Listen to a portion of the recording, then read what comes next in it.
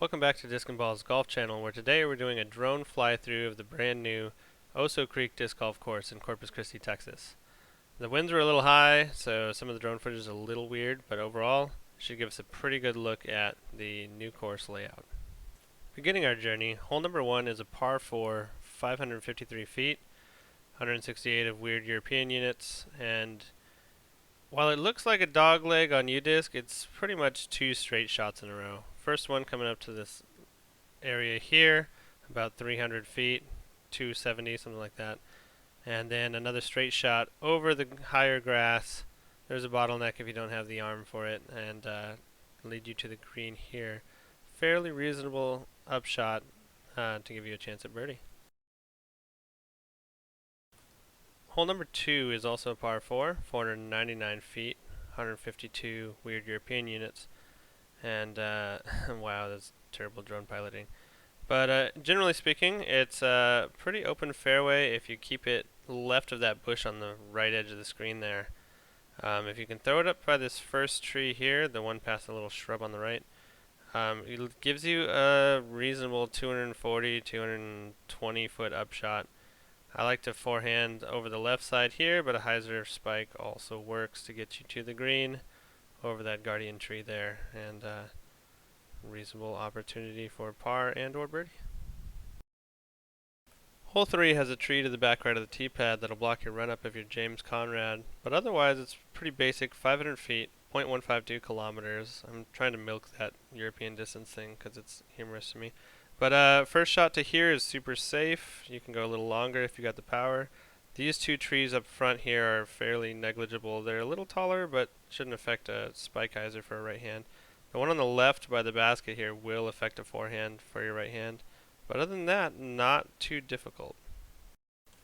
Hole 4 is where this course really starts to show its teeth. It's a par 4, 748 foot, 228 meter hole. And in general, the goal is to keep it in the fairway. High grass is a great place to lose discs. I know that from experience, unfortunately.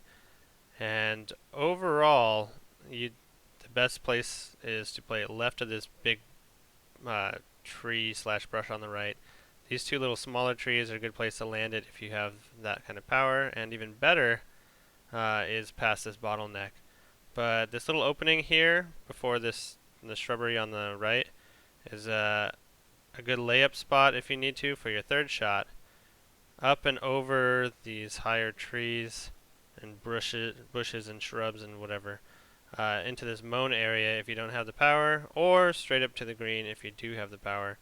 But the green is protected by trees and thin shrubs and whatnot, which can affect your putts.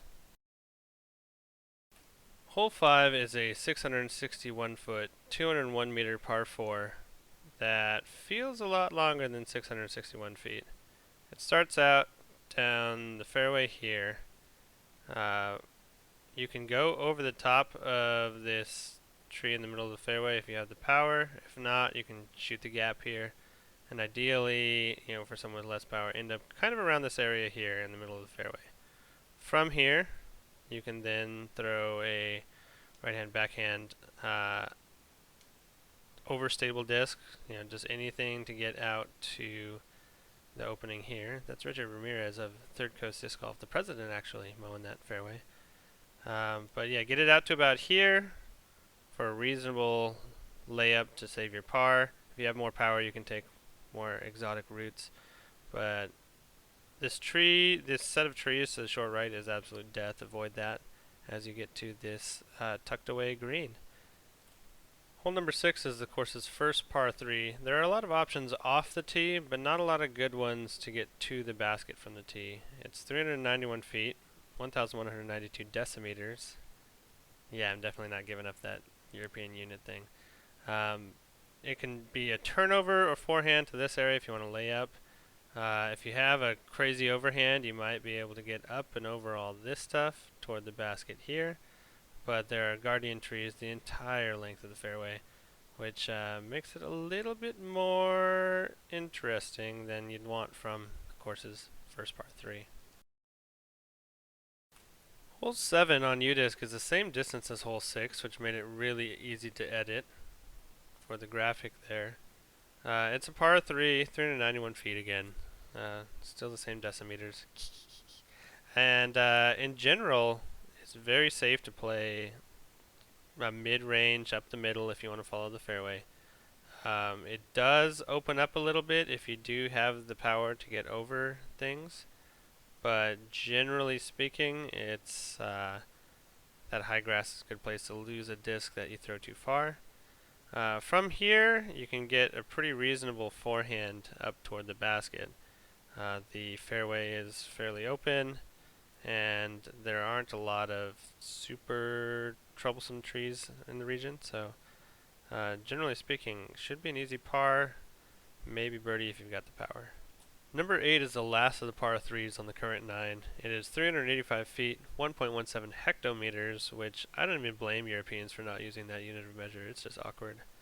But if you have 400 foot power, it's a stable disc thrown right up in the middle of the fairway and let it fade back on its own.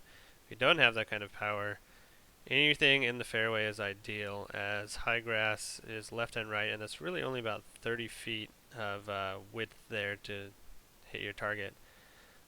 Generally speaking, this tree in the middle can cause issues to a shorter thrower, potentially blocking an upshot, along with that big fluffy tree on the left there, which is going to force you to flex shots or throw trajectories that bring the wind into play. But once you get to the green, it's pretty open. Anything in circle 1 should be a fairly reasonable putt. Number 9 is a par 5, 834 feet estimated by UDisc, and 254 meters. It's estimated because Google Maps doesn't have a clean satellite view of the mown fairways. If you have the power, this tree on the right side of the fairway here is a good spot for your first shot, where you can potentially go over the top toward the hill where the basket will be. Unfortunately, rains have made it difficult to get that installed. Following the fairway left here, if you can get it down here by your second shot or so, gives you a longer upshot chance for your birdie. But around this corner, around this shrubbery and whatnot, the basket will be on top of this hill. So if you can get it to there, that's great. It is a longer hole, but I think the chance to cut the corner is going to bring some risk reward into play. As always, thank you all for watching, and hopefully I'll catch you on the course.